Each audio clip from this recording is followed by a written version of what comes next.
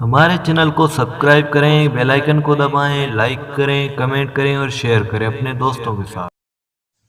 السلام علیکم دوستو، میرا نام ہے جنید تاج اور آپ دیکھ رہے ہیں پاک ٹی وی کراچی۔ دوستو، آج ہم بات کریں گے کہ مسلمانوں کو کیسے کمزور کیا جاتا رہا ہے اور کیسے کیا جا رہا ہے۔ ابھی بھی مسلمانوں کو کئی قسم کی سازشوں کا سامنا ہے، لیکن ان میں سے کچھ لوگوں کو پتہ ہے، کچھ لوگوں کو کچھ پتہ ہی نہیں ہے، جیسے کہ وہ اس دنیا میں رہتے ہی نہیں ہیں، ان کو امت مسلمہ کے لیے کوئی درد ہی نہیں۔ تو پہلی بات جو ہم اپنی ٹاپک کی طرف آتے ہیں وہ یہ ہے کہ مسلمانوں کو کیسے کمزور کیا جاتا ہے۔ دوستو، یہ تو اصل سے اصول رہا ہے کہ مسلمان کو کوئی جنگ میں ہرا نہیں سکتا، کیونکہ ان کے پاس ایمانی جذبہ اتنا ہوتا ہے کہ وہ شہادت کے لیے ہر وقت تیار رہتے ہیں۔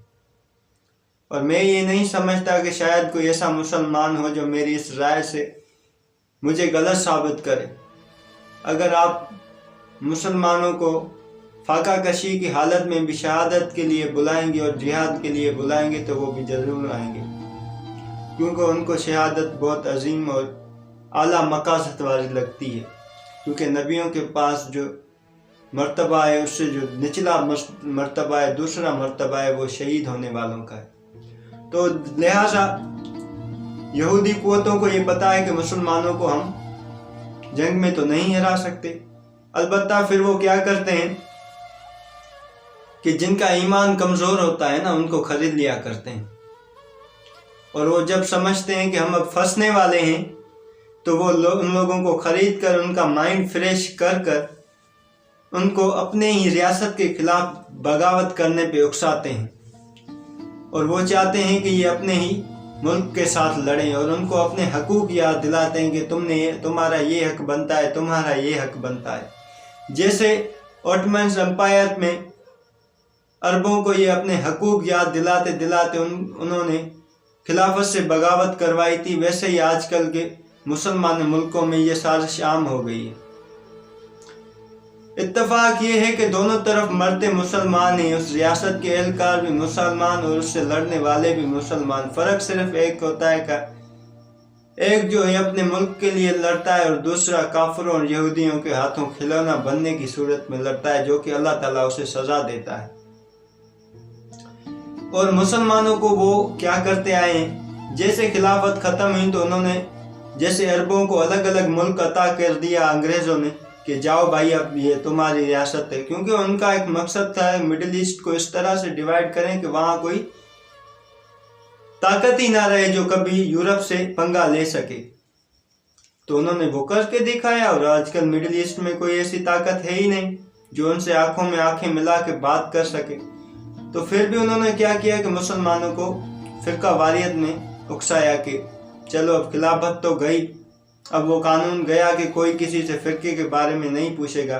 پھر انہوں نے دوبارہ فرقہ واریت کو ہوا دی اور عرب اور ایران کو کبھی لڑوایا، کبھی ترکی کو اور سعودی عربیہ میں اختلافات پیدا کیے کہ آپ ترکی نے جب اپنا حق جتانے کی کوشش کی۔ اسی طرح مسلمانوں کو دوسرا جو کمزور کرنے کا طریقہ ہے وہ ہے فرقہ واریت کو پھیلانا، اس کو ہوا دینا۔ تو میں آپ سے یہ ہاتھ جوڑ کر اپیل کروں گا کہ آپ کبھی بھی اس چیز میں نہ پڑیں۔ یہ صرف آپ کے لیے نہیں، آپ کے ملک کے لیے نہیں، بلکہ امت مسلمہ کے لیے بہت بڑا خطرہ بن سکتا ہے۔ تیسری بات یہ ہے،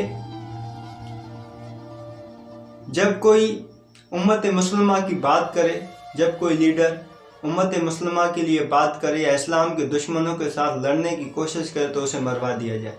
یہ بھی بہترین طریقہ ہے عالم اسلام کو کمزور کرنے کا، کہ اگر کسی میں کوئی، جیسے سعودی عرب میں کنگ فیصل پیدا ہوا، اس نے کہا تھا کہ جنت تو تقسیم ہو سکتی ہے لیکن فلسطین نہیں، تو اسے کیا کر دیا گیا، اپنے ہی بھتیجے کے ہاتھوں سے اس کا مرڈر کروا دیا گیا کہ بھائی وہ شہید ہو گیا۔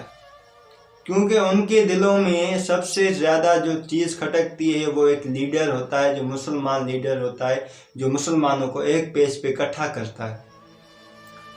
دوسری بات میں آپ کو یہ کہنا چاہوں گا کہ آپ صدام حسین کا دیکھ لیں، جس نے 43 میزائلز چھوڑے تھے اسرائیل پہ، جس نے اپنی ملک کو اتنا عظیم بنایا تھا کہ میں آپ کو کیا بتاؤں کہ अमेरिका के $3 उसका एक दिनार और दरम हुआ करता था।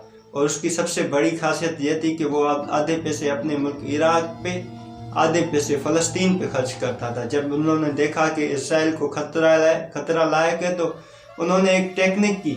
वो टेक्निक मैं आपको पहले बता चुका हूँ कि उन्होंने भी उन लोगों में फ़िरकावारियत फैलाई और कुछ इस तरह से उसे अंदर से झिझोड़ा के उसके 50-45 बंदों का खून उसके ऊपर लगा दिया कि भाई ये इसका मर्डर इन लोगों ने किया है और इसका हक इसे देना है। और फिर वो उसको क्या कर दिया गया, उसे फांसी दी गई, उसे मरवा दिया गया। क्योंकि सदाम हुसैन से जितना खतरा इसराइल को था इतना किसी को नहीं था।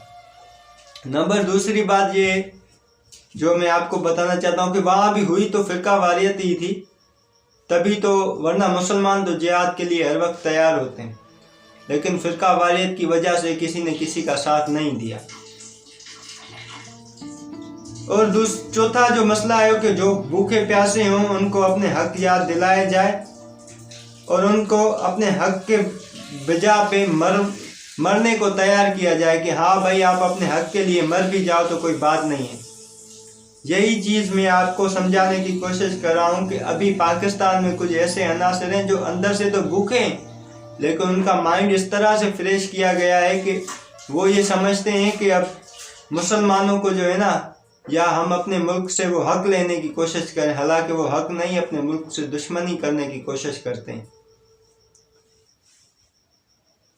नंबर 5वीं जो भी मुसलमान रियासत ताकत में आए उसको अंदरूनी बगावत करा के उसकी ताकत को ख़त्म करवा दिया जाए। अभी मैं आपको अपने मुल्क की मिसाल देता हूँ कि जैसे आपको पता चल रहा है कि इंटरनेशनल मीडिया में पाकिस्तान का ग्राफ एक अच्छा आ रहा है, तो वहाँ से PTM मंजूर पश्तीन उठ के खड़ा हो गया है। वहाँ से जो बलूचिस्तान की जो करीमा बाजी थी उसके लिए लोग खड़े हो गए। तो ये जो ना जो रियासतें पाकिस्तान से बगावत कर रहे हैं ना, ये सब भी एक बैरूनी साजिश का हिस्सा है। नंबर 6 जो है वो मैं आपको आज इस चीज़ पे बताऊंगा कि ये सिर्फ इस पे नहीं है कि आप जो है ना उसको सुनकर और छोड़ दें, बल्कि ये इसलिए है कि आप उसको सुनकर उस पर अमल करें। नंबर 6 ये है कि मुसलमानों को नफ्स का गुलाम बना दो, जैसे अहले अरब को अभी बना दिया गया है। अहले अरब को कैसे बना दिया गया है कि भाई उन्होंने बड़ी बड़ी बिल्डिंग्स बना दी, बड़े बड़े सियाहत के लिए बड़े बड़े मरकज़ खोल लिए, दुनिया की सबसे बड़ी बिल्डिंग उनके पास, 7 स्टार होटल उनके पास दुनिया की हर लग्जरी गाड़ी। ये क्या है? ये होता है नफ्स की गुलामी। तो उनको नफ्स की गुलामी में लगा दिया जाए ताकि उनके पास से जिहाद की कोई बात ही ना आए। आजकल जब तक मैं आपसे पूछ रहा हूँ कि जब तक से इसराइल की बात आई है सबसे पहले इन्होंने तस्लीम किया, कोई जिहाद के लिए नहीं उठा, किसी ने जिहाद के लिए आवाज़ तक ना उठाई। क्यों?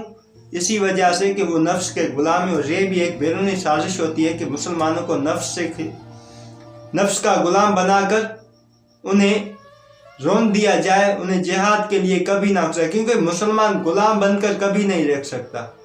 आप मुसलमान को बेशक आज़ाद रखेंगे तो उसकी सोच आज़ाद होगी, लेकिन अगर आप उसको गुलाम रखेंगे तो 100 साल के बाद भी वो अपनी आज़ादी ज़रूर हासिल करेगा। जैसे आपने देखा है कि इसराइल कितना जुल्म कर रहा है फ़लस्तीनियों पे, फिर भी फ़लस्तीनी अपनी हार मानने को, हार तस्लीम करने को कभी राज़ी नहीं हो रहे। वो कहते हैं कि हम मर तो सकते हैं लेकिन अपनी हार तस्लीम नहीं कर सकते। क्यों? क्योंकि उनके पास ईमानी जज्बा है। लेकिन अहले अरब, जो सऊदी अरब की बात कर रहा हूँ मैं, UAE की, बहरीन की बात कर रहा हूँ, जिन्होंने इसराइल को तस्लीम करने की और तस्लीम कर चुके हैं, उनकी करने की बात भी कर रहे हैं ना, मैं उन पे भी लानत भेज रहा हूँ कि आप तो उम्मत मुस्लिमा के साथ खयानत कर रहे हैं। क्यों? जब तुर्की ने फ्रांस को धमकी दी थी हुजूर सल्लल्लाहु अलैहि वसल्लम के खाके के मुताबिक, तो उन्होंने ही कहा था कि नहीं जी, हम तो उससे इज़हार ख्याल के लिए राज़ी हैं। ये होती है मुसलमानों के साथ सच्चाई। ये होता है मुसलमानों का, एक मुसलमान अपने हुजूर के बारे में इतना कुछ कैसे बर्दाश्त कर सकता है क्यों? क्योंकि उन लोगों को नफ्स का गुलाम बनकर जिहाद उनमें से ख़त्म कर दिया। वो चाहते हैं बस हम अमन परस्त हैं बस।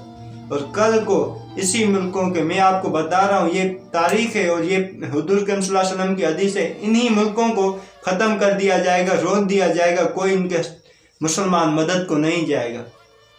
तो ये थी आज की 6 बातें जो मैंने आपकी नज़र में आपके सामने रखी।